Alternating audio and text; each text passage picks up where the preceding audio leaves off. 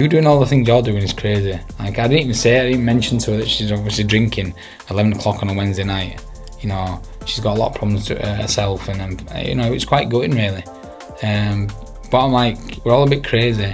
But there's a woman fully enjoying the craziness, calling me crazy, or saying that I've been told you're crazy. It doesn't take a man and a woman to raise a child. It doesn't take a man, a woman, and a few friends. It takes a community. It takes a culture. It expands so much further out than you could ever imagine, because we're all working parts of the same machine. The same cogs are turning for each other every day. Yeah?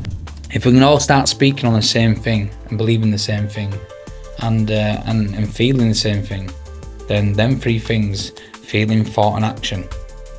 Trying. So when I'm trying to do something, I've got to feel about it with good heart. I've got to think about it positively, because my thoughts fortify what I'm doing, and then my actions and my words, or my language, my body language.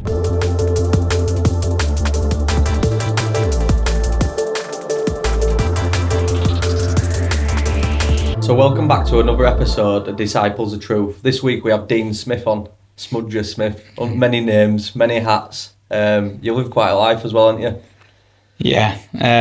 All from army to boxing to bare-knuckle boxing. Yeah, I've lived a life, but you know, I listen to other people's stories, and I always have that wow factor. And you know, we do have comparisons. You know, we do compare, but not in a negative way. You know, we look at what people, we think, you know, would they got through what I got, or would I got through what they got through, and you know, and imagine yourselves in their position, and you can almost feel it. Yeah. You know, like obviously if they've been through something similar to yourself, maybe just obviously different working parts, you find yourself in their shoes, and it's always nice to listen to everyone else's stories. So, you know, even though I've got a lot of stories and I think I've lived a life, I know that, you know, I'm just one of many. Yeah. But I'm a bit more out there with it. So some people live crazy lives, and they're quite quiet about it. You know, they keep it to themselves, and I'm a conversationalist, so yeah, it's nice to talk about, you know, where you've been and what you've done. It's best to share experiences though as well, isn't it? Because when you start sharing these experiences, it shines a light upon theirs, and then gives them time to reflect. And I think it lowers the wall for other people to open up and share their own stories, that they thought there was this bad person, and realise that we've all sinned, we've all walked certain paths that we shouldn't have walked, but you don't learn from anything from not experiencing it. Yeah, I've had many conversations with people where you can see the guards up, and I've told them some silly things I've done, and it brings the guard down, or I've told them something really stupid I've done, or if they've got some sort of burden to carry, and I said, you know, I've done this, some bad stuff, and I don't really want to talk about it. And I said, well, I'll tell you what, I'll tell you something about me that I've done, and then you can tell me something about you, what you've done. And then now we're on even pegging, because I'm giving you that trust, you know, I'm letting you know that I don't mind sharing what I've got. And if you don't want to share still after that, that's fine with me. Yeah. But imagine this, right? Imagine all the ones at the top in this world are actually at the bottom, the ones the bottom, the ones in the swamp. They've all got stories, but they've all got some very, very demonic stories, and they hold that to each other as a secret. Now, if we all let our secrets go and just admit that we've done so much fucking wrong, that we've done a lot of badness, and sometimes not off our own accord, off our own backs, you know, mostly not, because we've been programmed, we've been traumatised, everyone's been traumatised, absolutely everyone's been traumatised in this world, in some way, shape or form. Except for maybe a few babies, which I'm hoping they're the ones that are in that position, that status. Yeah. I would say that if we all just let go and admitted to our shit and just give up the lie, then we'd all progress quite fast. You know, we'd let go, we'd forgive, we'd forget. We wouldn't forget, but you know, we'd try our best to get past it, like, you know, in that way. Yeah. So I think that, you know, telling each other stories and getting it out, and remembering as well, you know, remembering who you are, what you did, and why you did it, and seeing that you've progressed since then, and that you've come a long way. That there in itself is beautiful, because, you know, you've come from something bad, doing something bad. It doesn't mean to say it's you. It doesn't mean to say that's who you are for the rest of your life. It means that you was that person for that time, and then you've repented, you've come away from it, you've turned the cheek, you've gone the opposite way, and you would never do that again. Do you think a lot of people let the early days dictate of their whole journey where it's going to go? Because they're unwilling to turn around until something really gives them a crossroad kind of experience, whether that be prison or... I think some people need a good kick in the bollocks first. Yeah. And some people need tough love. We've all had it, but some not as much as others. Some still need a bit of a slap in the face or a punch, because we all need a good punch in the face to know we're not made of glass. We don't just shatter and break and we're not glued back together like Humpty Dumpty, or you know what I mean. Like we have to do these things. So we're here to do everything really in a certain sense. As a one people, as a unity of people, consciousness, and we're all here experiencing the same things. So we've done it all. Yeah. Definitely. So, you speak of a spiritual and technical... I'm going to have to change that. No, you won't. Keep it technological, yeah. So you speak of a spiritual and a technical... Technological war. A technological war. Yeah. A technical... A technological war. A technological war. I can normally say that. A technological war. Yeah, technological... Sorry, me over there for you. Come on, you better keep this in now. So war upon humanity. Yeah, war upon humanity with it being spiritual and a technical. Just stop it now. You better keep this in. Bit outtakes. Spit it out. Yeah, go on. So you speak of a spiritual war on humanity, being technological. I'll spit it out that time. Yeah, good man. And so what can the common person understand from that and what you're saying? All right, so spiritually, they're trying to take away your essence. They're trying to take away your identity, your individuality. I'd say more your individuality, because we don't have to identify as anything but man or woman, at the core of it. I'd say that how I see it is they're attacking us and they're giving us all the bad, and they're criminalising all the good, and spirit is good, to have good spirit, to enjoy yourself, to have freedom of movement, to express, to create, to commute and communicate. All these things are spiritual in nature, and they don't want us to have that spirit. They want us to be tied down in our homes, isolated, constructed and constricted around, given routines that are inhumane. We're forced to do things because of money. And that's the crux of it. That's the poison, really. So, when it comes to technological war, a technological war is where they have you believe that technology is needed within, that you need it inside you, that you need some sort of processors and receptors and transmitters and scanners, receivers inside you that they can actually see from the inside out. They can actually see you inside. They can read your data, they can read your algorithm, your heartbeat, your circadian rhythm. They can read all that, and if they can read your data is powerful. Data is knowledge. So, they made it look cool to have technology on us, around us, and now they're trying to make it look like it's cool and progressive and all the good things for humankind. And this is done over, not just like the last 20 years, 30 years. It's not done over the last 40 years and 50 years. It's done since the bicycle wheel. Yeah. Since we started to get comfortable and use our muscles less, our God-given bodies, we start to become lazy and comfortable and consumers of technologies that would slowly but surely, debilitate us. What is it that you're thinking they're wanting all this data for? Because, data collection, it's the more data they've got on you, the more they know about you, the more they can map you out, they can control you. Because I got There was something that I stumbled across recently, and they said it never sat right with me giving up my ancestral line, because you can send your buds off, can't you? And they can track your ancestral line. So I was very, with knowing about cloning and all the rest of it, I was very apprehensive to give some part of data. And I'd seen what someone said the other day was they're trying to track back the people who were rebelling last time there were an awakening. And the more that they have the data, they know where to look. We've seen it on it's their own Akashic records, kind of. Yeah, of course. Well, everything's recorded. Yeah. You know, I mean, like by my understanding, everything's recorded. Yeah. You know, we're flowing and we're riding the sound waves, and it's, you know, there's no such thing as past and future, in the sense of it's all happening now. Yeah. So, you know, I believe this is always going to happen. This conversation was always going to happen. Yeah. You know, it might have been yesterday or tomorrow, but this conversation was always going to happen. Mm-hmm. It all just depended on the path you took. It was all going to take you back to the path you was going to be on anyway. Yeah.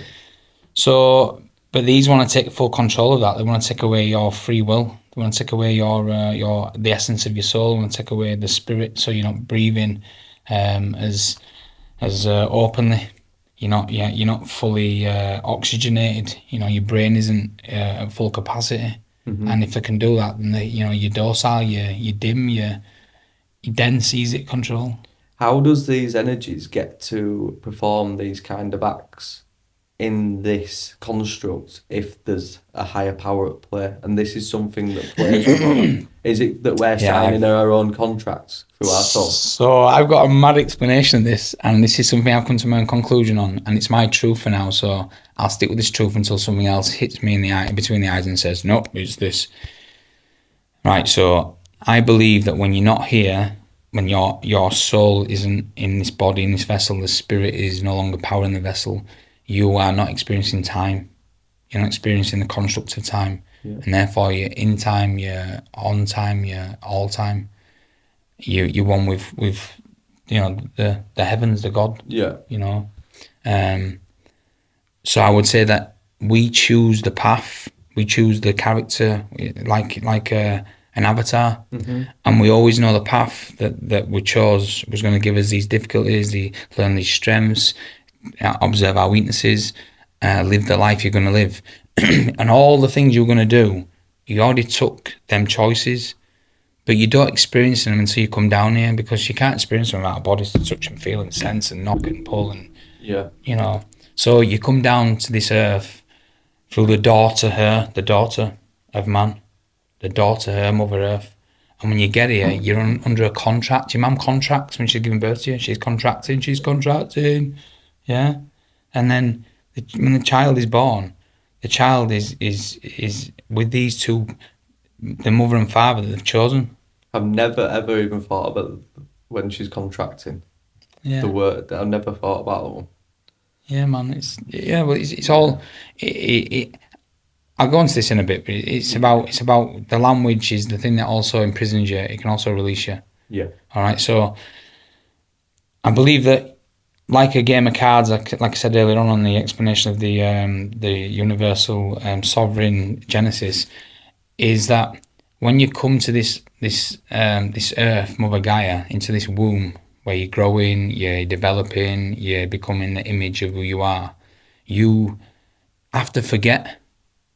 Because the greatest gift she was ever given was to forget, because if you know it all, then it gets boring. Yeah. So you come down here without the understanding, or you've got the understanding, but you haven't got the understanding, or you are understanding what they're giving, what they're telling you. Yeah. So you're under a spell, but you've only been in that spell, you've come down to be cast as a spell, you've been casted. So I believe that you don't know the paths you're going to take, and you take them choices, and it is free will because you don't know what you're going to take. Mm-hmm.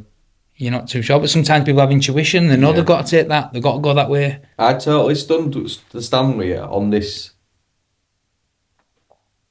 train of thought, and I've had similar guests that are saying the same thing. But the only thing that contradicts it at the moment for me is, if a lot of those patterns have come from for us being kids, and as parents put certain stuff onto us, where were their free will if we'd already chose that how it was how it were gonna go, that trauma were gonna be inflicted. That was their free will. Right.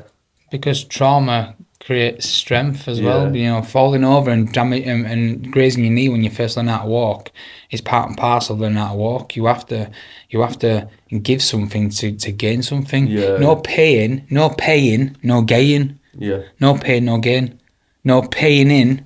There's no gain, and gain is the happiness inside that you gain from progression, from learning. Yeah. So your parents did all the things they did and lived their lives and enjoyed the things they enjoyed, whilst they was crushed by the things that they didn't. You know, that they pass their traumas on to you, and we're all traumatized. We're all traumatized. We all see it. Mm-hmm. We see what our parents went through in their different ways, the ways they react to how we act. Mm-hmm. You know, and we learn from them. Even though some of the lessons are bad that they give us, they're also good. Yeah. Yeah. So then someone said to me, but that does not mean that you know, that are you not dismissing like the devil and Satan and all that? I'm saying, well, no, not really, because my belief and this is quite a statement or not even a statement. It's just a belief I've got right now, a truth that God is both sides of the coin. God is both one and the other, because if we're on a script and it's all prescribed as a prescription, then the dark's also on the script as well. If you go to a pantomime, he's behind you. Oh no, he isn't. Oh yes, he is. Well, he's on the script as well. If not, the play doesn't play out. Yeah. So, is there any such thing as the devil? Well, of course there is. It's the doubt in your mind. Is there any such thing as the devil? Of course, it's the money that you're using to spend. Instead of talking, you let the money talk. Yeah. So now you're losing your bond, which is your word, and your word is God. So now God is being put into a paper form with a name and a fake queen or king's head on it. It's not even our money. It's got their name on it. It's got their head on it. It's not my money. Never my money. So I'm now spending someone else's money, and I'm letting them do the talking for me. They're putting that money in a bank. They have the bank holidays where everyone prays to that money in the industry, in the banks. While we're all getting fucked off our heads in a fucking pub, pissed up, intoxicating ourselves for fun. To dumb down, yeah. The and now we have to beg for holidays. We have to ask for holidays. We have to ask for holidays. It's crazy, isn't it? I think they even said when there were servants, there were slaves going back, they had more days off than what the average person has. Yeah. Because the only time you have to work is when you was going out to do things that you needed to survive, you know. And now they've made it a survival game. Where you're surviving every day. Yeah. You know, we eat too much. We drink far too much crap. You know, we overcompensate in many ways, and we're far too comfortable. My slogan at the moment is convenience kills. Yeah. That's where we're at. Fast food slows you down. Takeaways take something away from you. Yeah. It's all in the wording. Yeah. So you know, it's a deep one, isn't it, mate? It's a very deep one, bro. But you know, we're getting there. But I just look into words and how they're put together, and I see the frequency of the word, and I see the duality of the word, and I'm slowly but surely, you know, pulling it apart. It takes a long time, and you know, sometimes it just comes to you, then it'll flit away, and it'll be in there somewhere, and then it'll come up one day in a conversation, and it'll just come out, and it comes out in beautiful ways. Sometimes it really opens people's minds and hearts, and gets them on a better train of thought. Yeah. So because even the word law, which I didn't know it was land, air, and water. Yeah, solid liquid gas. Yeah, Trinity. But not a lot of people even think that, like a news broadcast, north, east, south, west. Yeah, the Lord. You're the Lord of the land. You're the Lord of the land. You literally are here to make sure that the land is tilled and looked after. The people around you looked after. Yeah. So you are the law. You know, we don't need a gang in a uniform, one form, with policies policing you, telling you that you can do this or that because it's black and white. There's nothing's black and white. It started off as black and white, but it's not black and white now. We've got colour. You know, we've got difference. We've got discernment. Yeah, and that's in major lack. Yeah. Well, yeah, it is. Yeah, because everyone's just following each other out, and no one knows who to follow. And again, that's my big problem with it on social media. The naming of it follows, because no, you're not supposed to be following. It's a bit. No, you're supposed to be leading yourself. We're all leaders. Yeah, we're all leaders. And we've made to believe that we need people to follow. But I do think there's people who should follow. Yeah. But obviously there's. Once again, my idea is this: that there has to be a chain of command in some sense. There has to be structure. Without structure, you've got nothing. You've got no substance. No substance. You can't. There's nothing to stand on. Well, that's where it goes to Freemasonry, doesn't it? It's if you have 100 people in a crowd, but you have 3 people who've got a bit of structure, they'll able to guide the 100 because it's that simple. Yeah. Good practice. Yeah. So it's quite a deep one, isn't it? Yeah. There's lots more I could bounce off on that one though. What is graphite oxide? Graphene oxide. Graphene oxide. I fell into this rabbit hole like 2.5, 3 years ago, maybe even longer actually, and it was something I don't know, it just pinged out to me, and I was thinking, what is graphene oxide? I was going through a mad phase of just searching out words and graphene oxide, and I thought, well, why would they be putting that in there? And I seen it was black, and it reacted to certain frequencies. It's diamagnetic, so it's very, very receptive, and it's like venom. Seen the film Venom? Yeah. Venom.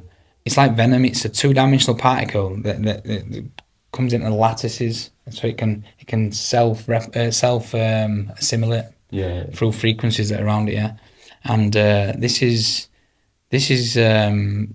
part of the device, or the structure of the device to control people, but we can transmute it. Yeah. We're using certain techniques and beliefs and knowings. We can transmute a lot of this, but you have to be disciplined. Doing certain things. Drinking certain types of water, certain salts. There's a lot that can eradicate it. Eating greens, which then bind to these metals and pull them out. Because we shouldn't have heavy metals in us, like not them sort of metals. Yeah. We shouldn't have aluminium in us as well. That's heavy metal. We shouldn't have barium. There's a lot of metals we've got in us, and they're trying to get them into our heads. Now we had precious metals in our bodies when we were born. We had silver, copper, and gold as well. Yeah. You know what I mean? And they've been isolated in the body, or they've been pulled out of the body, so we're not as magnetic. Yeah. So, or not magnetic to the receptive, receptive to the highers. Mm-hmm. We're now receptive to the lowers. So we're being pulled down. We're being held down and held back. The thing that's really empowering for me is, from all the angles that we're getting attacked, it means that we are. That's a spiritual attack. We're getting attacked on all angles. Yeah, but I mean, how powerful we must be. Oh yeah. To be getting attacked on every single corner, and still it's not got us down to his knees yet. Yeah. I think they've been doing this for a long, long time. We fell from grace. We used to be a lot more powerful, and over the millennia and the epochs, we've degenerated. We're degenerates. Yeah. And we're actually generators, not degenerators. So they've been degenerating us when we should be generating. Yeah. So we are the source. I believe that we are, as humankind, we are the source. This is only because of us. And that once again is a bold statement to make. There's a lot of things that I don't believe in that are being pushed into the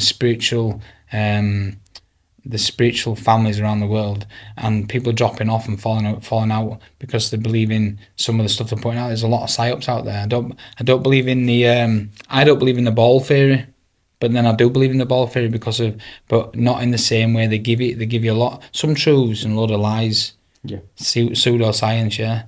So I believe that the world is formless.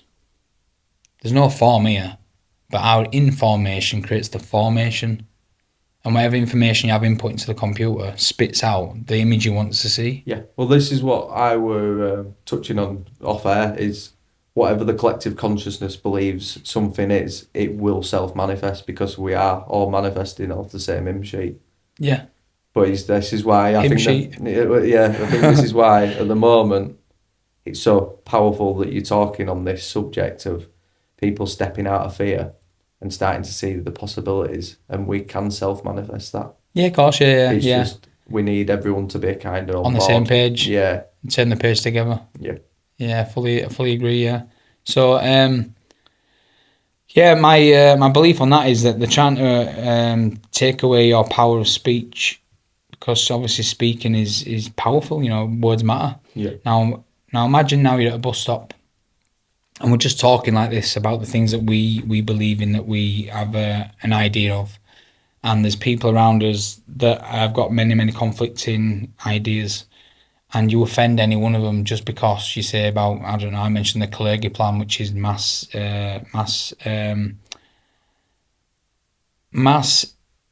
immigration, displacement, and outbreeding.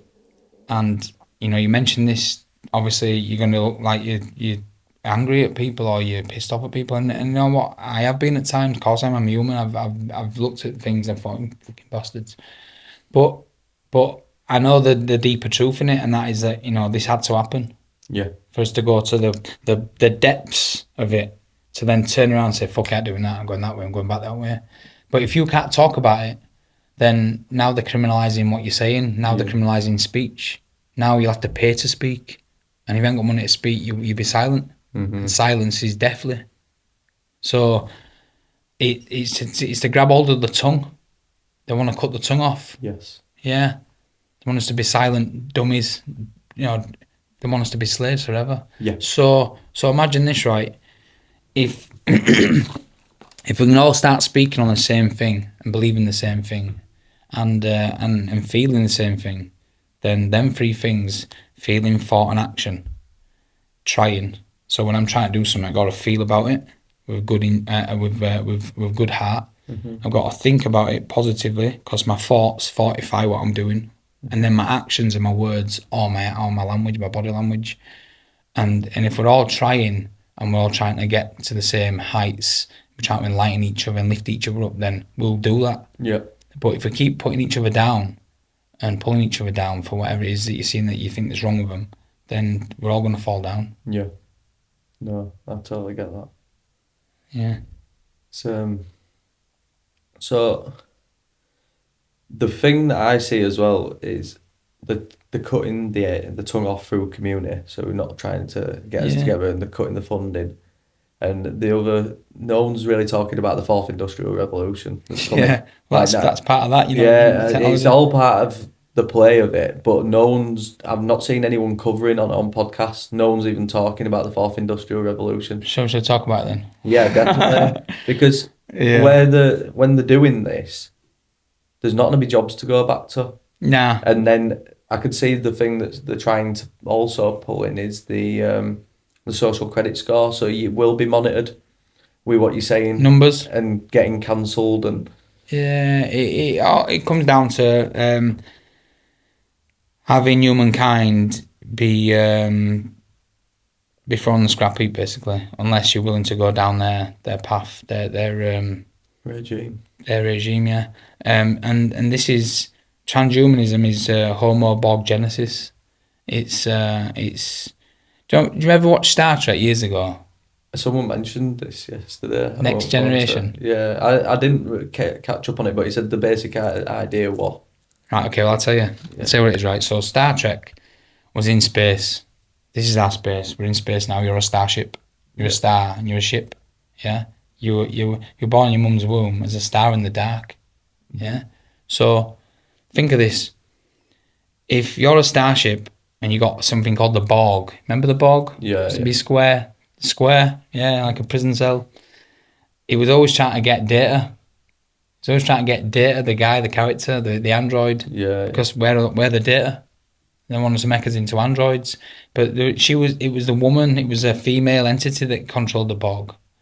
and she had all her minions, all her bogs, and they would obviously go across to the starship, and they tried getting Jean-Luc Picard as well. Jean-Luc, well, Jean means of God, and Luc means light. Yeah, so he's the captain. Yeah. He's the captain's a star. So they're trying to get data, and they want her because he's an independent android. He's got his own thoughts, free thinking, free will. Yeah, and we're all computers, bro. Yeah, we've all got processors and such. So they want to get data off us, as much data as they can, to control the rest of the starship, because he's got all the information about every one of them, about the schematics of the ship, about how it does this, how it does that. He's their number one fucking technician. Yeah. So this is basically what they're doing now. They told us many years ago. And when Q arrives, Q is? Yeah. He's like the god. He can do what he wants, go where he wants, change what he wants, whenever he wants. And he only appears when the Borg appears. Literally, Q with all the Q. Yeah. You're born in the womb as a Q, a question. Yeah. You come as the question and the answer. So they're trying to take you before Q comes. So Q arrives, which is God. We all start to become aware and conscious of the things that happen around us. Once they start to take our actual essence, our soul, our spirit, our body. And this is what's happening now. Yeah. Gene Roddenberry, who created Star Trek. Gene Roddenberry. Do you know what I mean? It's just a joke, mate. Yeah. So Beverly Crusher, she's the doctor. Crusher, Dr. Crusher. They're all fucking crushing us. So, yeah, the signs are there, man. They're everywhere. It's quite fun. Yeah. Well, it's the same with Jedi's in Star Wars. Yeah. Again. Luke Skywalker walk in the sky when they're over the horizon, the sun. And then it showed when they split off R2D2 and what's the other one called? Oh, it's showing like the symbology of the milk and the honey going in separate ways. Yeah, golden. It's golden. Yeah. I like that. Yeah, it's cool, man. But yeah, it's when they're going desert, don't they? They go, I'll go this way, I'll go that way, and it says the meat back up in, and it's all symbology. I'm not big on Star Trek, but I do. I'm Star Wars. I'm more Star Trek, but I do look at the moon as the Death Star. Yeah. Not calling it anything bad neither. No. Like when you die, and you're deaf, and you're no longer resonating as a sound on Earth, you go towards the Death Star, and you reincarnate as a soul. Yeah. Through the waters. Well, they say it's a soul trap, don't they? Well, it is, yeah. But is it really a trap, or do we put a trap there for ourselves? Yeah. It's part of the game, bro. Well, if life's infinite, just get used to it, because it's the devil taking the pawn out of the game and putting it aside, ready for the next game. Yeah. You're the pawn, aren't you? Or the king or the queen, whichever you decide to be in this earth. Yeah. Well, I found that interesting the other day, where they said, like, actually, with a chessboard, everyone's at war on that table, but the people controlling it are best mates. Yeah. Well, just like Hitler and Churchill. Yeah. You know, do you really think they weren't talking, having tea and cakes? You have to, you know what I mean? I don't mean to say that with a laugh, as in like, you know, so I don't think it was funny. None of it's funny, but there's an air of comedy in there. Well, it's the same as Trump, and all I hear is, he's tariffs and he's that and he's that, and I'm like, it is the same bird. The left and right wing need both wings to get to the destination that it's aiming for. You want a hero? We'll create one. We'll give you one. Well, the way no one can bend their head around Simpsons or any of this, like what? How do they predict the future? They're not. They have an objective target, and then they back engineer it. I'll give you a bit of a different spin on that one. So, the TV sends out a blue light when you're watching it. Yeah. And it literally puts you into like a dreamlike state. It puts you into a theta. Yeah, kids are best manifestors. You're zoned in. Yes, yeah, there you that's go, what I'm saying. Like, it is, but the new... Yeah, they've done the outcomes. They they've program done the the script, mind. So they're working backwards. Like, no one understands how they get everything so good. But they can't stop God. Can't stop what's coming. They can't stop. No, they can't stop Christ consciousness. And that's what they're trying to get the code of where does it come from, because they're splitting up atoms and all the rest of it. But through fasting and prayer, they can't get into that frequency. Yeah, there's a something gene in you. Yeah. That's like a God gene, yeah. Yeah. And if it's switched on, you know, I do believe this as well. It's a bit of a shit belief to have, but I believe there's NPCs. You've heard of NPCs? Yeah. Like we're in a role play game here, and some people you never meet again. There's background noise, Yeah. and you never hear, see, smell, touch, you know, any of them things in that person ever again. Or that entity. Mm-hmm. All right, that soul. Call it soul still. And you know, there's a lot of us that have got that gene, and I seen I think it was the CIA, the FBI. I seen a video a while back. I mean, we can't take it all as gospel because it's a video, and it might have been just a part of the play. But it was Bill Gates in front of CIA and FBI speaking on how they've been mapping the brain, and they found a certain warm area in the brain, like shows a lot more electrical signals whenever they've got belief in Christ and God. And it was actually specifically saying that this jab or one of the jabs, because I'm not saying it's this jab that they've been giving them for the COVID. It might be the cancer jab. You know, they're going to try and push out. Any of them. But whatever jab they give them, yeah, there's a jab that switches that off. Yeah. They're trying to kill off the reception. They're trying to stop the reception. Yeah. Kill the antenna. Yeah. Through deception. It's wild, isn't it? Yeah. It is wild. So yeah, that's where we're at with that. I believe, yeah, fully believe that. I say I believe because it could be a doubt, but if I say I know, then I feel I fully know it. I feel like I had something I was about to ask, and it's just gone. I did. Don't worry about it, man. It'll come back to you.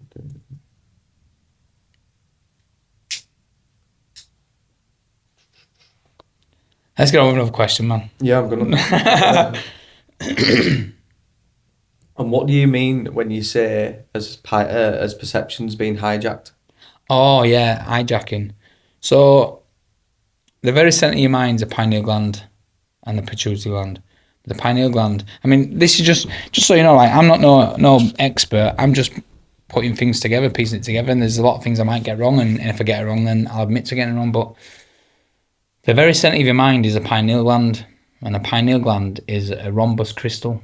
Or rhombus crystals, and these rhombus crystals are equilateral because they're all equal on four sides, quadrilateral because there's four sides, and they're parallelograms because they're parallel on four sides. Yeah, it's like a kite. Yeah, and a kite flies high, a kite flies high, and this is a really really receptive crystal in the third eye. It's a calcite. Calcite, how fun is that? It's a calcite crystal, yeah. Just me giggling, mate, and I'm looking at you like, wow, no way that says that. It's a calcite crystal. They actually use in optics. Is it? Yeah, and it's the very centre of your mind, yeah, and it's in between both your ears. You see that? Yeah. Two ears, yeah. Now, hearts can be all sorts of shapes, yeah, but they're mainly like a apple. Yeah. With a bit of an elongated end. One flowing in, one flowing out. Yeah. So the middle of your mind is the seat of the soul, and the soul is the heart below the solar plexus. Yeah. Yeah, we're all perplexed to grow as the soul. Yeah. Plexus. So the centre of the mind sees it all. It's the third eye. I think actually say it's the first eye, and then our perception's got they got split masculine, feminine, left and right, good and bad, devil and angel. Yeah, and this just gives the duality of life. And what it is they're trying to hijack you. They're trying to hijack you. They're trying to hijack you. So you can't see it for what it is. Yeah. And if you can't see past your own fucking nose, you're never going to see it, are you? No. So what they've done is they mystified our eye. So we can't see out our two eyes past our own nose. With fluoridation, calcification, and now something called what's the name of it now? It's a gel, hydrogel. It's like a hydrogel. Right. Yeah. And this gel, it's luciferase. It's called. I can imagine. Yeah, luciferase. It's a bioluminescent gel, and they've been putting them up people's noses. to go towards the I third seen eye, this yeah. the other day, yeah. And it attracts straight to the third eye with the aluminium, the calcification and the fluoride. Fluoride and aluminium attract each other. It's magnetic, Yeah. so it pulls it to your third eye. Then this gives you a disconnection from the left and right hemispheres of the brain. Yeah. So you're not in sync then. You're not syncing. Yeah. You don't want to be syncing anyway, but you're not syncing. We're the king that doesn't sin. Don't be a sin king. So, yeah. So yeah. To hijackers is to stop us from seeing through the veil. Yeah. You know, you've seen, was it Supertramp? Is it? Oh, I don't know. Is it Supertramp, the film? The guy who puts the glasses on, he can see everything. Oh, I've not seen it. Yeah, I've seen clips of it. You start seeing all the subliminal messages. But once your eye starts to open, you start to become more consciously aware of the things around you, and you're actually looking into the depths of it. You're no longer getting hijacked. Yeah. You've got rid of the pirate in your mind. It's getting to that awareness though as well, isn't it? Yeah, it destroys you on the way, bro. I mean, where I was to where I'm at now is a lot changed, and you know, it does make me sad. It does make me feel lost at times, but you know, there's no light going to get in unless there's some cracks, and we've all got to break and crack up a bit. Yeah. You know, you've got to cut pieces of yourself off, haven't you? Yeah. Well, that's the thing. Yeah, like, quite literally, like if your left eye offends you, take it out, sort of thing. You know what I mean? Yeah. So it's it's a hard path to be on, but we chose it. Yeah. And I think that gives us power, you know, because we actually think, well, actually, if I chose it, then I can get through this. If I can get through this, then I can get through anything. Because go back to the start and say, well, when I picked this, I were up for a challenge. What's changed? Yeah, no, what's changed? No. Yeah, exactly. It's just your circumstances and your lower mind sometimes can take over. It does, yeah, it does. And I think we've both been through it, and it's hard. It is hard at times and testing, but it's supposed to be, because it's them moments where you realise you've got to dig deeper. Yeah, I just didn't hold it together, bro. I didn't hold it together like I could have done and should have done, but then that would just want my time, it was my path, and I had to stand out like a sore thumb. Yeah. Literally, I mean, it was only yesterday night I seen some old friends of mine on the street, and they were just walking back from the pub. And what day are we on today? Thursday. That's what I mean. You know what I mean? Wednesday night. I said, "Oh, you're looking well." I went, "Yeah, I'm looking all right. I'm trying. You know, I'm eating better than I have done." And they're saying, "Oh, you gone mad or something?" I mean, yeah, of course I have. Of course I'm crazy. We're all a bit crazy in here. You have to come down here. She said, "Oh, you on about?" I said, "Yeah, listen, you doing all the things you're doing is crazy." Like, I didn't even mention to her that she's obviously drinking 11 o'clock on a Wednesday night. You know, she's got a lot of problems to herself, and you know, it's quite gutting, really. But I'm like, we're all a bit crazy. But there's a woman fully enjoying the craziness, calling me crazy, or saying that I've been told you're crazy. We've been really disconnected. Yeah, no shit. It's like when we've started growing his own, having a go at growing his own food, and people are like, "You're nuts." I'm like, it's the most natural thing in the world. Like going out and buying alcohol or whatever to poison yourself.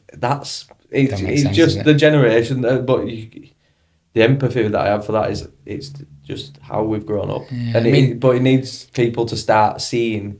Spirit used to be used on ceremony.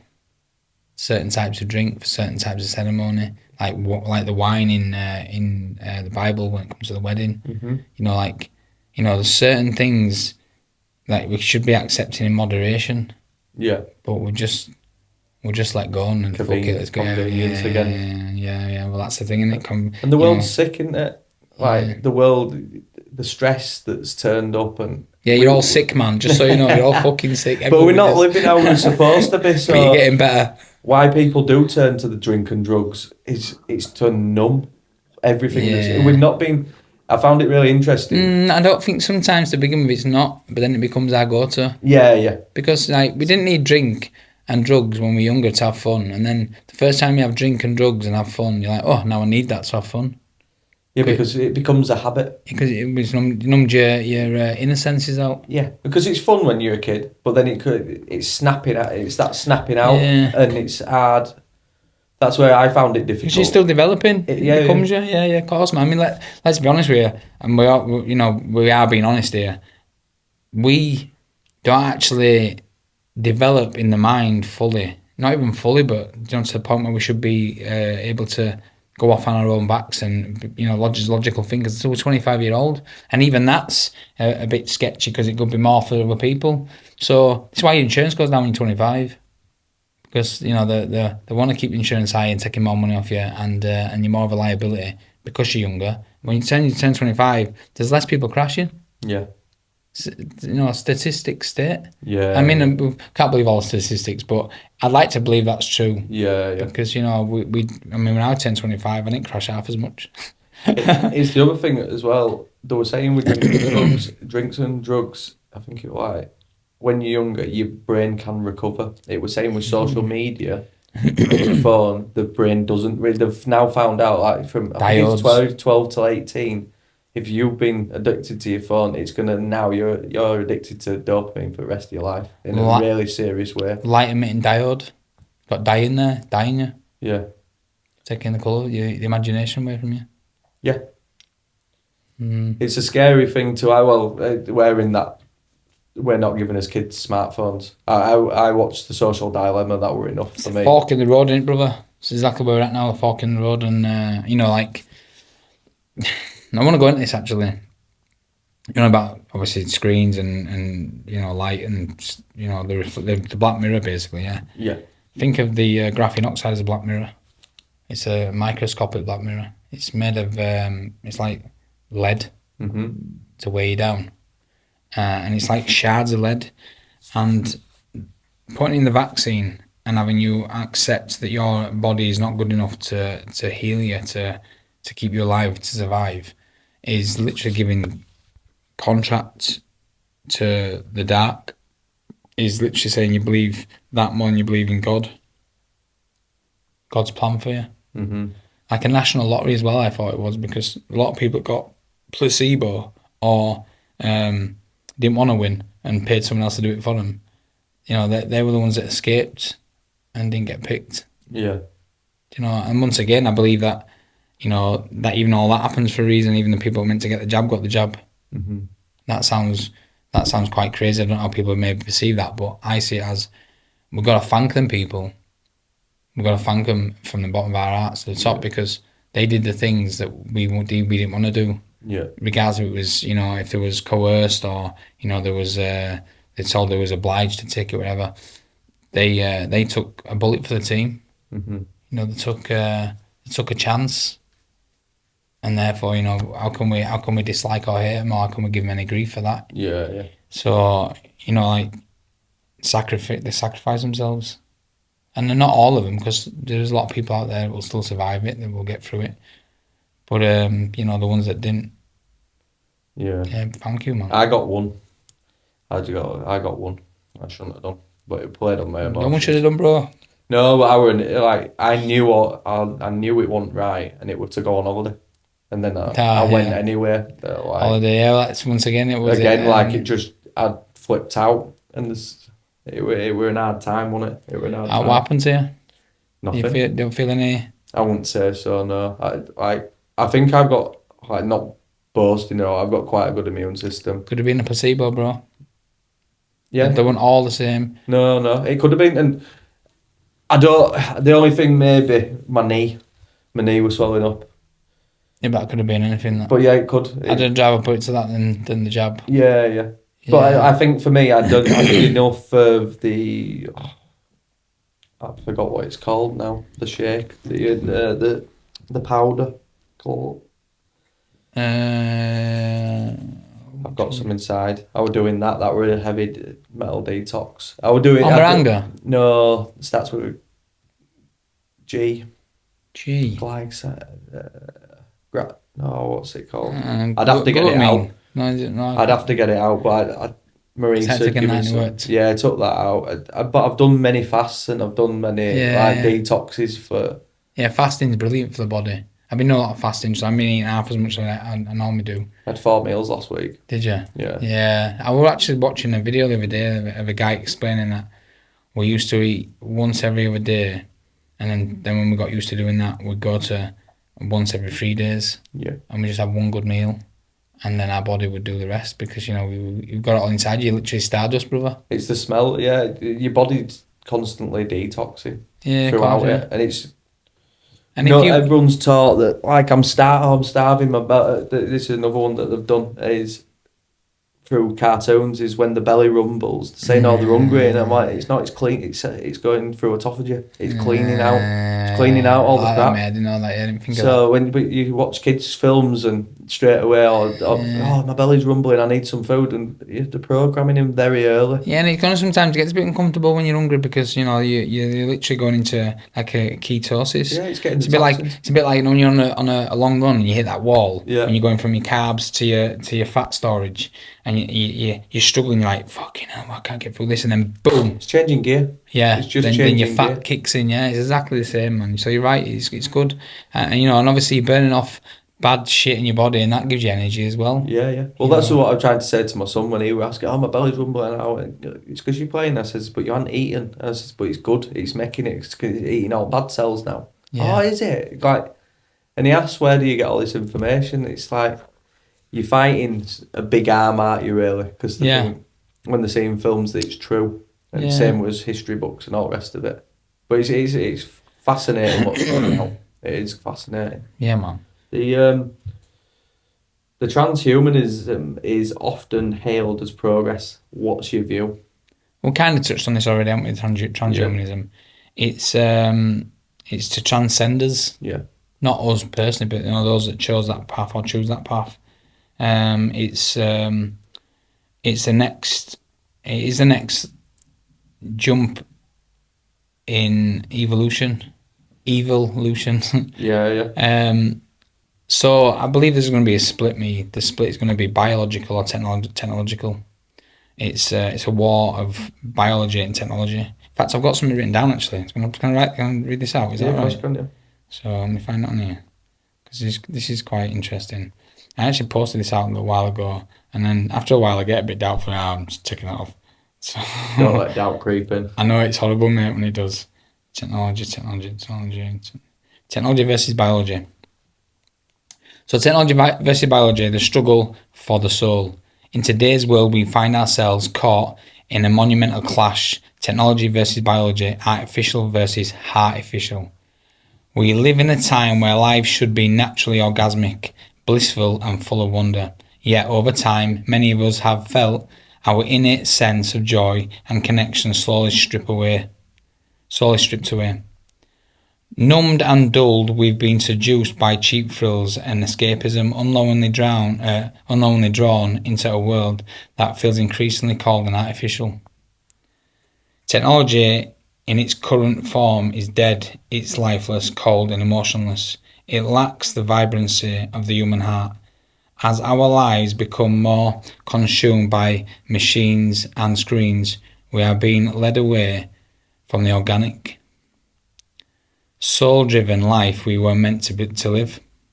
Let's turn this up a second, mate. These convenience... Oh, sorry. I'll get back to that one second. Soul-driven... Right. There is a push to replace everything material, tangible and personal with digital substitutes, digital money, artificial experiences and technological comforts. The more they feed us these conveniences, the more we become slow, weak, lazy and ultimately numb to our true selves. Mm-hmm. Artificial assimilation, the cost of convenience. And then it just goes on about, how, they want to put humankind into a pod. Yeah. A pod. This is where we come in, This is how I see it. These are podcasts. Mm-hmm. These are going on the internet. Yeah. And I believe that one of the futures, because I see many futures, I see good futures, because I believe this is my mission, this is my purpose, to see the different ways. Yeah. I believe that we will be, with these words we speak now, we will be helping humanity or cyborg humanity in the future when they become awake to what they've had to go through, how they've gone through a deluge, they've gone through an evolution of sorts, and we will evolve in the biological. Yeah. I don't believe that evolution is just slow. I think sometimes we get like a rapid and a shoot up. We hit a bump and a drop, and then we bounce up. Yeah. Like a bungee. So this is my belief, and I think that transhumanism isn't so much a bad thing, because there's not what bad. What's bad? Tell me what's bad. Did bad people do bad things when they took the jab, or did good people do bad things thinking it was good? Yeah, it's which way you look at it. Did good people do bad things to those that thought that we was doing bad, when actually we knew we was doing good? Yeah. So who's doing bad and who's doing good? Yeah. It's like you're on about the digitalisation of it all as well. Digitalized, digitalized. Because we're already in it. I just see it as we're in a computer game within Yeah, a computer we are, game. Where it's yeah, like, yeah, it's yeah. multi-layered. That's why you've got realms of existence. So you're biotechnology already. Your ones and zeros. Yeah, so that's what they're trying to look for. They're trying to find the code that does it. Because if they can find the God code, but I don't think it's can't find it, mate. It's invisible. It's possible for them to do so, bro. Even if they get all the digits of our DNA, they can't, because it's formless. It's exactly formless. It's invisible, bro. And it moves at a pace that they can't comprehend. Let me take down a little spiel. That it's not something I say, like, it's not something I repeat that's repetitive, that I say every time the same way. It just flows, right? So say what you just said again. They can't find the God code. They're trying to find the God code, but they can't because it's formless. What would? Okay, it's a bit of a question. This, what or who is God to you? It's an energy frequency. Yeah. All right. Could it be imagination? Because of that imagination, we've got nothing. We ain't got no creative spark. Can't think of things before they're in existence. For me, it's just the energy that moves. Like, it's energy. Yeah, that's it. So it's form. It's constantly writing itself, and it's how it's projected upon how we take things. Yeah, is energy this? Everything's energy. So God is all names. Yeah. All names. God has no name, he has all names. So God is invisible and is visible in. Yeah. So when I speak now, right, my words are invisible out there. Can't see them, can you? No. If I tell you there's a dog walking down the road and he's got a 2-to-1. You picture it. Yeah. Now you might see a different picture to me, but your essence and your perception is your imagination. Yeah. So I divide you all, or you divide in imagination. Yeah. So then, if I'm speaking to you about a chair I want to create, and you're getting that image in your mind, and we're getting to the same spot, we get to the same image of a name of something we want to create. Yeah. All right. So now, God is invisible. He is the I'm age in nation, the nation that he ages in, the image that I'm age, and God ages through us all. Yeah. He goes through the ages. Yeah. Say he, she, them, the essence. Yeah. No, it's cool. It's a cool concept. Because we're all creators. Yeah, creators. We're going to create like a Russian doll. Creator. Taurus field, toroidal field. Torah, book, spine, Bible. I go down the word game thing because it connects it all and I can see the images in my mind. Yeah. And it just goes into the flow then. Yeah. Perfect. Yeah. No, I like it. So, go on then. Next question, bro. Let's go. Next question. So, what's your problem with... Problem? Not problem. I am the problem. No, we are the problem. What's your interpretation of modern day influencers? Influencers, well, it's not got a problem with them. I just dislike them. Yeah. But not because of them, just because of their acts they're doing, not because of the person, just because the acts, the reactions, the chain reactions they create. So an influencer to me is a controller. Mm-hmm. He through frills and spills and through laughter and giggles and being indifferent, they attract certain people their way, and with that comes power, like the Pied Piper. Mm-hmm. And they're whistling and they're playing little jigs and dances and they're getting children to play along, and because it's warm and it's uplifting, they see it as no harm at all. An inspirer is someone that goes out there and does it, you know, and does it for the betterment, for the wholesome, you know, for the greater good, yeah. And they don't tell you what to do and how to do it. They just show you, and therefore they're inspirers now. Yeah, they're inspiring the spirit. Do you think still some people who have the title influencers are inspirers as well?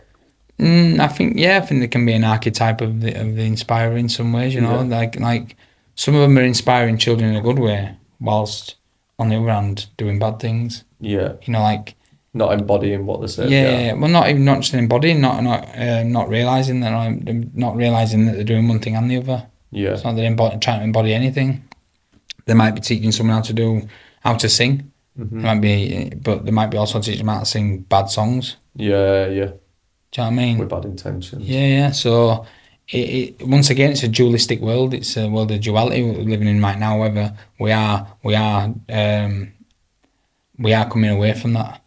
So that leads me to the question of, do you think our language has been changed and corrupted? Yeah. Yeah, 100% I do, yeah. I think that... And how far back does that go? I think it goes way back. I think it's since the beginning of time. Yeah. I think the first time we lied to ourselves or God, we created a bad spell. We went under a spell of bad luck. We fell from grace, we got disgraced, and we fell into a coma. We had a long pause. So I believe that we only had good language, God language, godly God language, godly good language, and that language was only creating. And then we got the deception of the lie that then destroyed, put fear in, was in doubt. Yeah. And what is a parasite? They're not like the wiggly worms out there, the lengy worms, yeah? So imagine if I whispered in your ear something that wasn't true, but you believed it. That inception of the mind, it literally planting a wiggly worm, a vibration, a parasite that feeds off you. Yeah. So I see the snake as a parasite, but also a good parasite, because you have to fall to get back up. You have to learn to walk again before you can run. So, yeah, that's my belief on that, yeah. And learn how to quiet the voices and not take everything on as belief if we don't want to. Not all the voice in your mind are yours.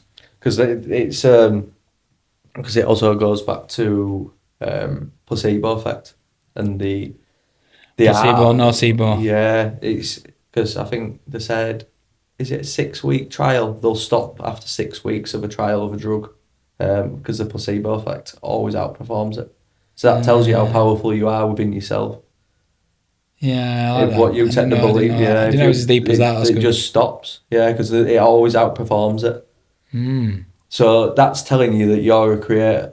You can create it just through taking a sugar tablet, and you're told it's a fancy name to stop whatever it is. It's going to stop. Yeah, I like that. And it's like there's certain people. Isn't the world run on placebo now? Yeah. Yeah. Because there's no objective realities either. Placebo. Yeah, about this placenta. Place, enter, play, centre. And we all come into the play centre for the play centre. Do you know what I mean? Clever stuff, mate. Clever. It's crazy to find out, man. So yeah, how are children being emotionally numbed at the moment? Oh. Okay, so chemicals, TV, absorbing all the stuff that's happening around them in the houses, which is normally taking away their innocence, and when they take away their innocence, they become nonsensical. They become desensitized, desensitized. Desensitized. Yeah. All right, they don't see it the same anymore. They've lost that innocence in their eyes. Yeah. So and this is done through repetition, through being allowed to watch things that really aren't you know, they're not ready for with the fragile minds. I watched some stuff when I was younger, and it really fucked me up. You know what I mean? Like, there's things that have happened in my adulthood that span from or came from my childhood in more recent days, even. Yeah. Where you know I've got traumas that I really need to deal with, and the deep rooted traumas, and we need each other to pull together to be able to get it out, to cry it out, to let ourselves open. Yeah. I mean, like, if we don't cry, you're holding that consciousness in you. If you don't cry, you're holding that water in. You're holding on to it, and it gets stuck. Energy gets stuck in places, and it causes all sorts of, you know, blockages, and you know, creates further. I tried traumas. breaking it down with my mum the other day, and just on about things. I says, "Well, we're 80% water or whatever," and she went, "Yeah." And I says, "What happens to water if it goes stagnant?" If it stays still, it goes all stagnant. And I went, that's what a lot of people are doing. Stagnation. Yeah, stagnation is that's what's becoming. Yeah, for sure, man. But, it's a two-tiered system.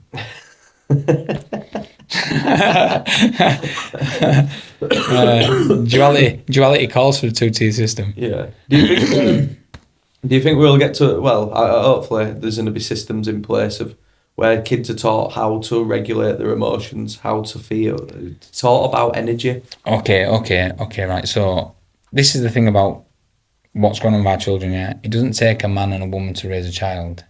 It doesn't take a man, a woman, and a few friends. It takes a community. It takes a culture. It expands so much further out than you could ever imagine, because we're all working parts of the same machine. The same cogs are turning for each other every day. Yeah? So when we isolated our children and we took them from the ground and grounded them upstairs in the bedrooms and put them in front of TV screens to teach them to take away their intelligence for intelligence, take away their intuition to give tuition, take away their instincts by giving them different smells and things that don't really resonate with them. Mm-hmm. You know, toxins and chemicals. You know, they say 80% of your daily perfumes and your smells around your house are actually intoxicating you. Yeah. So our children get intoxicated by that. They're finding something like, I know, if I remember right, it was something like 200 odd chemicals and toxins within the bloodstream of a baby before even when they're born, the firstborn. That means the mother has passed down them intoxications through the blood. Yeah. It's insane. So literally, you know, our children have been taken from us in our very homes. They've been snatched from us by the child snatcher with his lollipops. You know, from day dot, born into bondage. Yeah. And that's why I'm saying we're all traumatized. Children now on iPads for more than a couple of hours a day start having tantrums and mood swings and we've seen smashing things. Yeah, exactly. Like, you know, even that cocoa melon, like what the science behind it that they didn't want them to put it down. And I've watched kids who come off are watching that stuff. It's psychotic. Yeah. It's literally So because a child's mind is clear, a child's mind is free, yeah. And even though they can't speak what it is they know and see and feel, they've already got the knowledge that they are the powerhouses of children. Mm-hmm. They literally are the future. They're the seeds that grow into light for our future. Now, if you take over a child's mind between the day they're born and the 7-year-old, you're literally creating that future of wherever they're digested. Mm-hmm. Like if they eat, drink, see, smell, hear any of these bad energies, then that becomes them for life. Yeah. No. Well, you're literally a sponge or a pupil. Yeah. A pupil. What does a pupil do when you open your eye? All the light shoots towards it's like a black hole, yeah. And this is the skull, and you got two pupils that work together, teamwork, yeah. Yeah. And we're this is the teacher, this is the dean, this is the head, the principal, the headmaster. Yeah. And what comes out of a woman when a baby's been born first? What's the first thing to be seen? The crown. The crown, yeah. Which is the head. The head is the crown. Yeah. And the head is in charge of the faculties, and these are your faculties. So the headmaster's in charge of the faculties. It's so deep, isn't it? It's fun though, isn't it? Yeah, you got to find fun in it, you know. Come, bro. I've heard you mention no hide law. No hide law. Yeah. What is it? Because and what is it for anyone that doesn't know what it is? Because Okay. for my take, is it something to do with the religion of Jews Yeah, in some kind of way, or how could you yeah. break that Well, down? Jews aren't even a religion. It's not a religion. It's a people. Yeah, Um, but duality caused for a split in the belief system, and they create religions. But the Noahide law is literally saying that is basically saying no idolatry, but so you can't idolize Christ, right. can't speak of Christ, can't idolize Christ because I've no false idols, I've no idols at all. Yeah, Yeah, so no idol law states that you can't have no idols, and I believe that there's a lot of the countries that have actually adopted the Noahide law, including America, and when that gets brought into place, any Gentiles will be, well, they're just beasts of the land, aren't they? They're not human. That's what the state, yeah, which is a way of taking away God and Christ. yeah. But I don't subscribe, no, and I think the more of us there is strength in numbers. The more of us there is that see this and know this and still preach what they're preaching about, God and Christ and the way, the light, the truth. If you, like I said before, they want to try and cut off your tongue, yeah. and your word is your bond. And that's how you cast the spells upon yourself and abracadabra. Yeah. And most people are illiterate nowadays, so even writing's hard for most people. So then you've got discrimination through literacy, but people always find a way to talk. Mm-hmm. Through the vibration, through the tone, through the pitch, everything there. Yeah. Two people don't even know the same language, they can communicate with just. You know what I mean? Is that no hide claw coming over here then?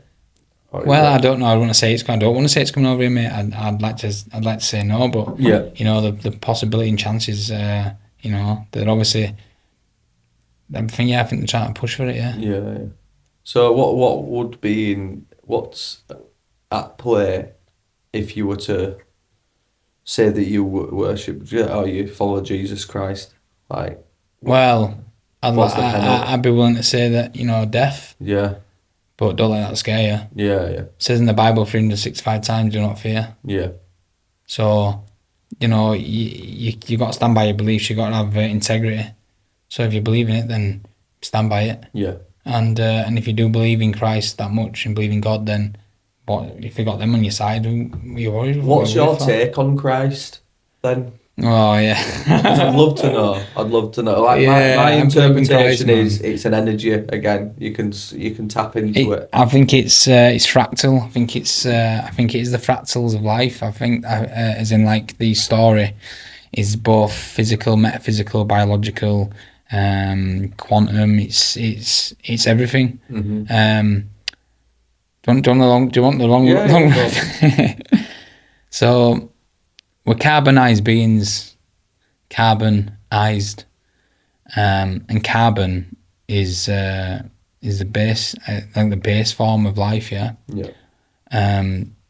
So I believe that every bit of carbon in this world is under a certain amount of pressure. Mm-hmm. So if you used to put coal under pressure, what would happen? And large amounts of pressure, what would it become? A diamond. Diamond, all right. Crystal, all right. So there's many types of crystals. Yeah. Diamonds, rubies, gems. So crystals vibrate at high frequency. They're literally liquid, but they hold form. Yeah. All right. And they have different energies for different vibrations, obviously different colours and that. And my belief is the very centre of the universe, the very centre of the world, this world, the universe, is a black carbon compressed diamond, carbon being 666. Yeah. Yeah. And it's in the dark, it's the black, and it's vibrating such a high vibration that it creates waveforms, it creates magnetism, positive and negative, it creates a torus field, Mm-hmm. and it creates a black hole in the middle of the earth, which is North Pole, like a pupil. I believe that the land and the sea is the colour of the eye, and that the whites of the eye are the Antarctic Circle. Wow. So I also believe that the dome is a lens, and everything is in a constant light speed reflection or light speed projection reflection, billionth of a second. Yeah. So you don't get to see it flicker that fast. So I believe that the capitalized on black rock, the capitalized on black rock by capitalizing black rock, and then made it into a company, a business, a corporation. When they put him on a cross. Yeah. Created a business out of his name. You get it? Yeah. So I believe that. I believe that we're all connected in the very centre of our minds and our brains. The pineal gland is in the dark. Yeah. Getting fed information through vibration, frequency, and energy. So my belief is that Christ was projected here by the Son, and the Son is not the Father, because the Father is the black rock. Yeah. The Son is the light, and the light gives us out gamma waves and gamma waves. Gives us out photons for photographs, for imagery. It gives out the word, the codes. Mm-hmm. So my belief is that we live in this construct, and we are all receptors. We're all transmitters. We're all antennae for God. We need God as much as God needs us. Yeah. God lives through us, just like we live through our children. We're His children. Yeah. And your dad wouldn't come up every time you fell over, pick you up with your hand, and just fucking walk you along and make you walk. He would give you some words of wisdom. He'd comfort you a little bit, and he'd let you learn to walk for yourself, so you can learn how to run for yourself. Mm-hmm. So you can be the random. You'd be the random man. Yeah. You run the dome. Free dome, king dome, wise dome, dominion. Yeah. So I believe about Christ is you can't have left without right in a dualistic system. And Christ was born as a Jew, into duality. Right? He walked as a light in the dark. Mm-hmm. He went through hell. He went through hell and back. Yep. All right? He went through Elohim and back. Hell is in the body. Yeah. All right? You can't have perfection without imperfection. But you can't have imperfection without perfection. And he was perfect. Perfectly him perfect. Now he showed us that we were all imperfect and we're all fallible and we're all sinful because he wasn't. But you can't believe in something perfect, you can't believe that you're imperfect. But we're all perfectly imperfect while we're imperfectly perfect, because we're all perfect for an imperfect world to learn in, whilst the world is a perfect place for an imperfect man to learn in. It's a cool way of looking at it, isn't it? Yeah. So I think he paid our debts I paid our dues in full. Yeah. All the Jews of good and Jews of bad. Were you saying that as well? Like, and I see like a lot of people talking about New Earth. I've seen it in certain visions. Do we get to a place where we're all walking like Christ did, or is it still dualistic? No, I don't think it'd be dualistic, but I think there'll be other lessons to learn in different ways. Even learning, like, so I'll sound crazy, I don't care, I'll sound crazy anyway. Imagine now, right, that you've got your new powers, you've been revitalized, you've been re-energized, you've got your bodies in full coherence. Yeah. All right. Now you want to learn how to use this body, but you can't hurt nobody because nobody else can be hurt. Yeah. Because we don't have that sort of friction anymore. Mm-hmm. Have that sort of fire. It's transmuted. So I believe that we elevate, we enlighten, we become more light, and light speed travels faster. Yeah. Less time to have to struggle through. Mm-hmm. Less punishment, more love, and I believe that we will get to the Christ consciousness, and then we'll drop again because we have to, because if you get boring. Imagine me and you, right? Imagine me and you in heaven now, right? And I see you every day and I'm loving you, you're great, you're having a suntan, you're in the garden and you lie low and you're in your pool, yeah? And I might come out my door every day, and on Monday I go, this is fucking boring now. Like, this is just, I've enjoyed all this. I've had a brilliant time. It's been amazing. Like, but you know what? I'm fearless. Let's go and have fun again. Let's go through another epoch. Let's go through another couple of thousand years of darkness, and let's see how we can muster up some fun. In that, you know, like, I'm not saying that will happen, but I'm saying, but imagine that. Well, it's just like babble. Yeah, so I come outside right and I say, yeah, Craig, you're pissing me off, you. I'm pissing you off, I'm just sunbathing. Yeah, but look here, man, all smug. Just sat there doing fuck all, getting all burnt and that, enjoying yourself. Let's have a fight. I'm not saying I'd do that, but you know what I mean? There'd be someone out there go, I've had enough of this. You know, maybe they wouldn't, but maybe that's what had happened. Yeah. Maybe we got to these heights of consciousness, and one bad apple in the apple cart spoils it all, yeah? So imagine this. How do you spell rot? How do you spell tor? Yeah. T-O-R. So if you flip an apple and make it bad, it becomes a rotten apple, rotten, or rot-in apple. And that one apple destroys the whole apple cart. Yeah. So all it takes is one bad apple to then have two other bad apples on side, and then they spread like wildfire. That's why I say it only takes 3 people to take over the world. Yeah. It's all through psychology, isn't it? Yeah. Through psychology. Oh, it's interesting. So yeah, I believe in Christ. I believe. I know. I don't just believe in Christ. I know Christ. I know He's in my belief, my knowings, my inner, my intuition, instincts, intelligence tells me that Christ lived. Christ was crucified. He died, went through hell, and come back. He was resurrected, and he hasn't been anywhere since. And I'll tell you why as well. Because there's 3 deaths in life. There's the ego, there's the body, and there's the memory. Now, his ego didn't die because he didn't really have an ego. His body was resurrected, and his memory lived on. So Christ has been with us ever since. In the Trinity. The mind, the body, and the spirit. Because we're speaking with the words, and that's the spirit. We know that we take the body of Christ, and we see his body everywhere, clearly. Yeah.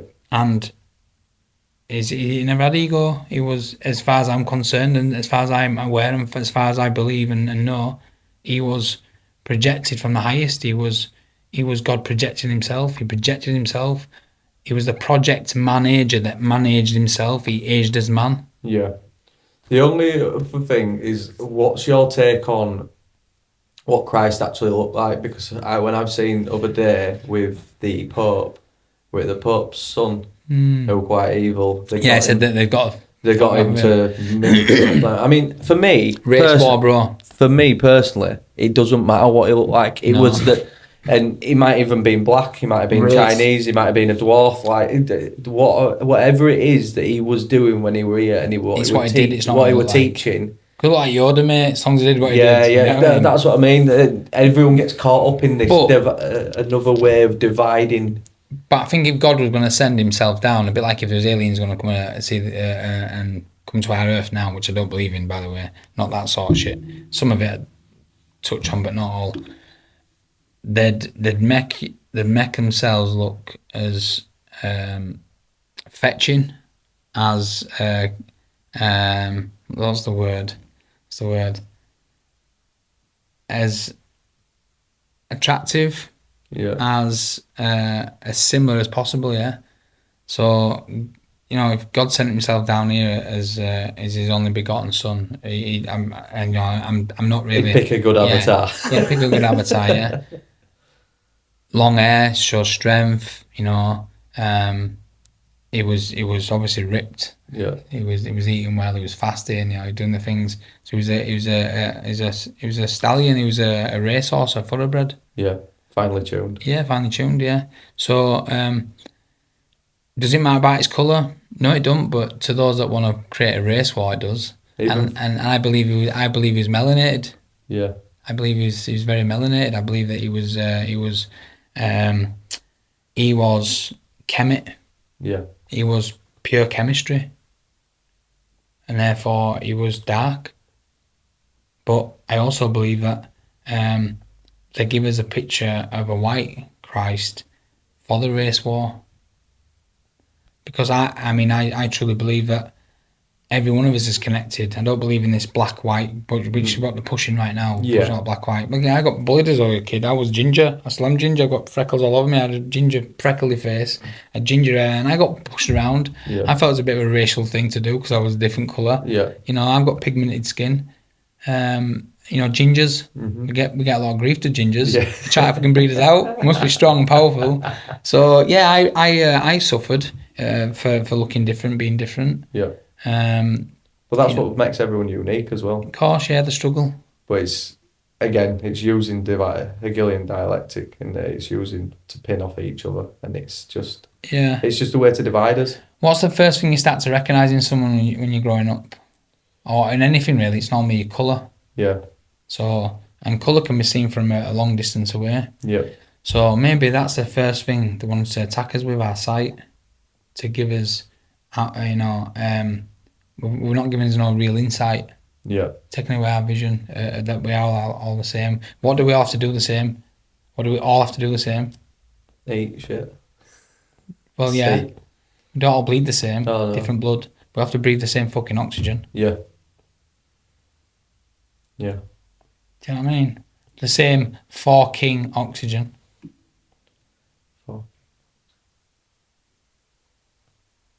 Don't say fucking, say forking. Fucking. If you're forking, you can be sticking into it, can't you? So, yeah. Go on, brother, what else we got? So we're going to go away.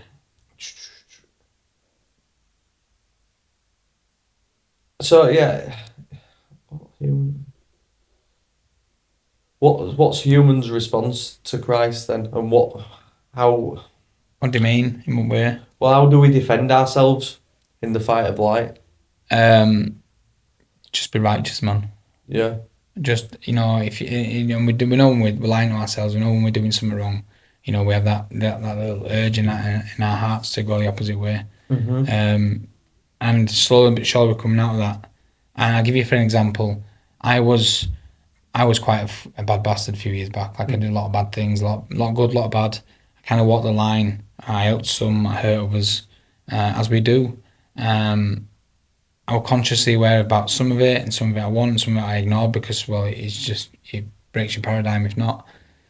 And you get tested all the time. You know, we said earlier on, you get tested and see if you're doing things again. And I've done a lot of the same things over and over again. There's a lot of things I haven't done again. There's a lot of things I've stopped dead and nipped in the bud. But I'm going to tell you this story.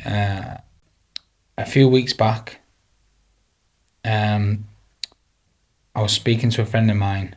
We talked about this earlier on. A few weeks back, I had a few discussions with one of my pals about some of the stuff I used to get up to. Used to do a lot of drug dealing, and not proud of it. Wasn't proud of it when I was doing it, to be fair. But you know, you block it out best you can. And I got offered to do it again that same day I'd been talking about it. And the guy that come to see me, he said to me, "I can get this stuff." I said, "How much?" I was curious for, what's the price? And I don't know. I asked him, but in fact, you know what? He was saying cheap, and I was obviously inquisitive. What do you mean cheap? Like when I was getting it back in the day, it was like over £1,000. And he said to me, "I can get it for £666." And I says, "What? £666?" I mean, yeah. I went, "Mate, I'm not interested, mate. And I wasn't interested anyway. Like I really want." It would give me the opportunity to do it all that and get my name involved, really much my hands dirty, just kind of being there. And I just thought that just sits heavy on your chest. You just think, wow. The test. Yeah. But, I'm not in a war, and I'd rather go without, even if it means me fasting for days on end, I'll do that, if it means me, begging a bit and asking for one of my friends to help out, which they have done a lot over the past few years. There's a lot of people out there I want to thank. Yeah. There's a lot of people that I have a lot of respect. a lot of respect, a lot to give back to, a lot of people that I owe a duty to in many ways, and I'll do that one day. I'll pay them back. Yeah. That's my word. But in the midterm, it's hard because it's hard to build on something without something to build on. It's hard to build on you can't build on sand. No. And I've got really no clear foundations right now of for structure. But we're getting there. You know, we are getting there. We've got to stay positive. We've got to speak into existence. Yeah. But when you don't know about all this stuff and you're going through all that, and you're in a negative mindset because shit's around you, it's fucking bombarding you, it's hitting you in the gut, it's fucking punching the jaw. And, you know, life can be cruel. And when in the moments you forget yourself, you slip back into that unconscious world where your breathing starts becoming a bit more shallow and you start to get more anxious and things aren't going to go right and your mind takes over and not your heart. And, you know, there's a lot of people out there that even, you know, yourself, that will one day be able to pay them back. Yeah. You know, even the smallest of help. Do you think, like, I see everyone going through a bit of a struggle at the moment, like, who's gone through this awakening, also in the midst of it, of where the money's coming from and where this transition, it feels like we're all being tested to the point and the brink of leaning more into the new life than the old. And it feels like it's going to snap consume you if you go the other way anyway. Yeah, well, it's suicide, isn't it? Yeah. Suicide, you might as well just be gone if you're turning against your own will. Like, if you chose this path, why would you go upon it? Yeah. You are your highest and lowest mind. You get to choose which switch you want to flick. But you already chose it. Yeah. So therefore, think that you chose this because you could deal with it. Think you chose this because you know that you're going to get to the end of it. Because why would you just go down there and choose to suicide yourself at this time of life, in this age right now? And some people do because, you know, that pulls the collective down. Imagine, right? Don't imagine, but it is happening. They're making suicide normalised so that children look up their uncle in a few years' time and go, oh, I remember my uncle so-and-so, or my dad, or my granddad, or whatever, and they say, well, that's what they did back then, and that's what they do now, and this is just life. Yeah, it becomes the norm. Yeah. So I don't... Yeah, I've been close to it. I've been at the end of a rope quite a lot, and it's been a comfortable place for me a few times, and I've managed to pull myself back out, and I've had people around me pull me out as well, without even knowing it.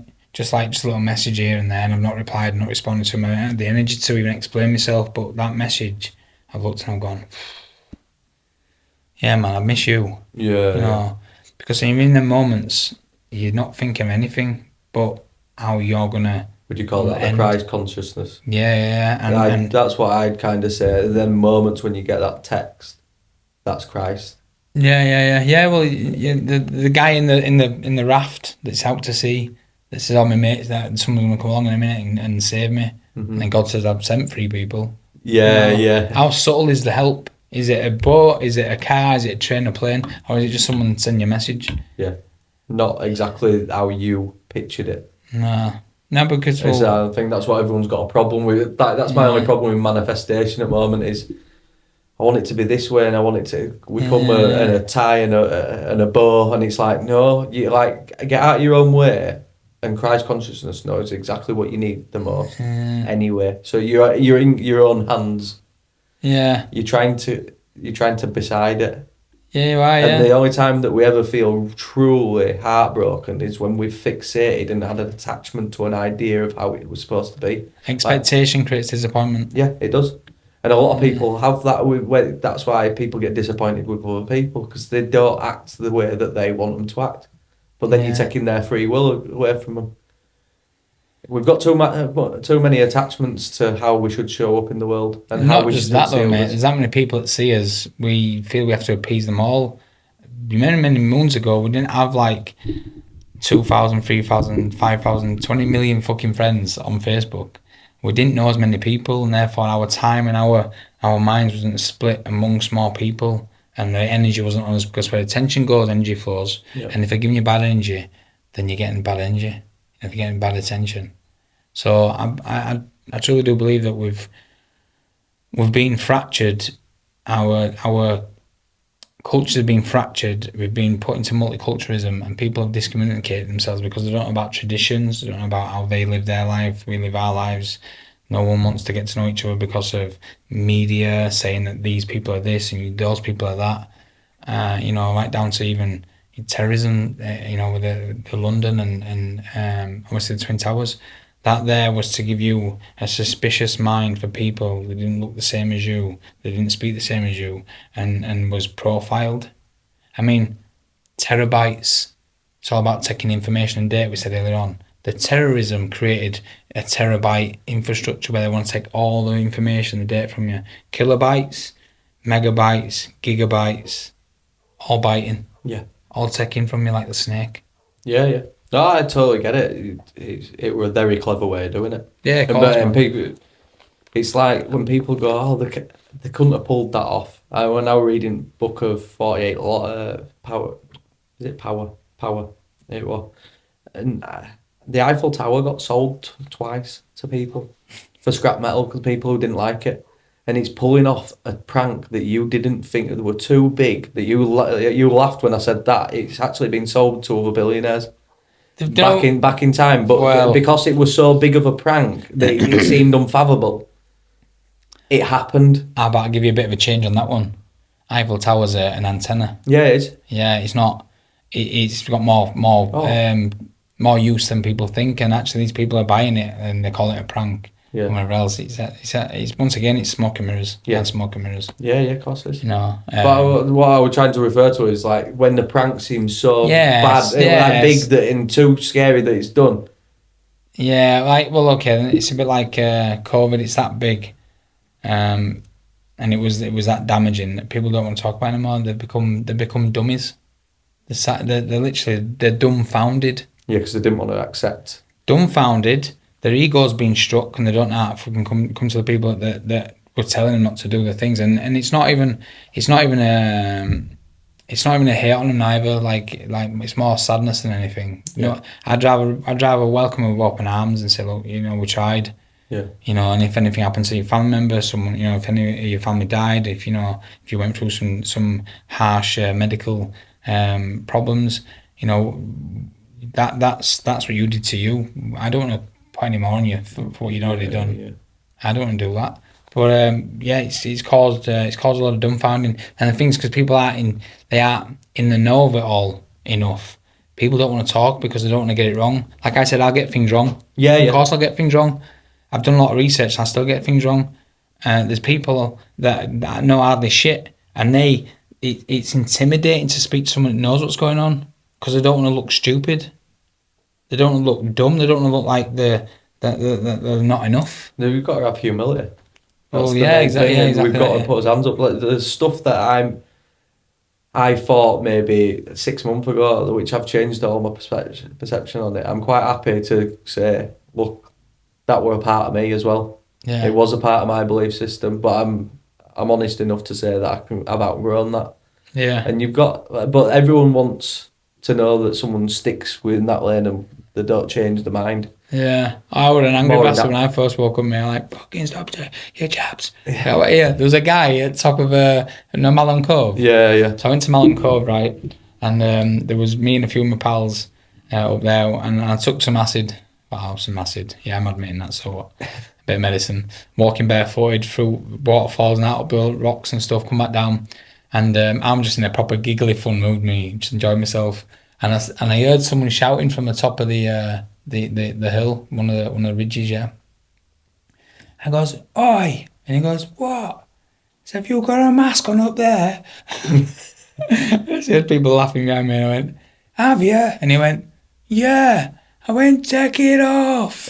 Take your fucking mask off. We don't need no mask up there, mate. It's all clear air. Anyway, he didn't have it up when he had a mask on, but it was just a bit of prank, and everybody at bottom just fucking howling because I thought, how stupid would it be if someone would actually climb that hill, and it was a huge hill as well, right to the top with a mask on. Yeah. I mean, that's how stupendous it was. But stupid as a stupid does, and we've all been stupid. We've all done stupid things, you know. We've done worse things than that. How do we, right, on the back of that, how do we get smarter? And with the subjects that we've covered, there's some heavy subjects. So how does a parent protect the children within this world? Okay, someone I know is going to be laughing when I say this, but and I want to know if you agree, right? Okay, so we've got our boundaries, and we've got to have moderation. We've got to have standards. We've got to have rules. We do need rules. Rules keep the house in order. You know, even if they're unwritten, people just know them, common rules, common knowledge. Mm-hmm. That we pull back from a lot of stuff we're doing that we know that's damaging them. And sit with them, go through the phones, because I don't think we go through the phones enough. And I don't think they're old enough to have phones. I don't think so. No. I wouldn't have been ready for a phone when I was 12 year old. The children obviously a lot less than that. Even 14, 15, I had a phone and I didn't know what to do with it. And my mind wasn't able to. I mean, people say there was. People say, oh yeah, mine were, but ultimately we're not. We think we are, but we're not. So, the phone is the easiest portal to a child's mind. It's there all the time, yeah. And children are very adaptive. They're very persistent, very resistant, and they will find a way to see what they want to see unless you really guard them. Yeah, it's about guarding and guidance, and we can't just go around. We really can't do this right. We can't just go around like, be all right. That's their path. They chose that. Well, if our parents knew that that's the path and they chose that, or didn't think that, actually thought I need to break the chains. Yeah. I'm actually here to stop this from getting worse, because cancer with sugar, no conscious mind with bad unconscious waters, dead water. The TVs teach them how to say certain things, and it's spreading a lot of viruses. That's why it's viral. These videos that should go viral by influence. Yeah. If we look at the depth of what it is we're saying and what it is we're seeing, and we collate it all and put it together, we'll see that it's little drops of poison in the water every day. Yep. And if I give you a cup of tea now, and I made you a cup of tea every single day for the rest of your life, and you said to me, I don't take sugar, and I said, okay then, right, in my mind, I'm going to get you to take sugar, and you go, oh, you never get me to take sugar. And every day I make you a cup of tea, I put just a grain of sugar in. But then after a while, I put a second grain in, and I slowly but surely build it up. And in 10, 12 years' time, however long it takes, you're now drinking a cup of sugar. Yeah. Because you can't remember what it originally looked like. You can't remember what it originally tastes like. You're saying, that's a nice cup of tea. Can you go get me another tea bag? And I go, oh, let's go get a bag of sugar for you. Yeah. So it's a slow process from the day they're born. And the screens are literally destroying the minds on every level.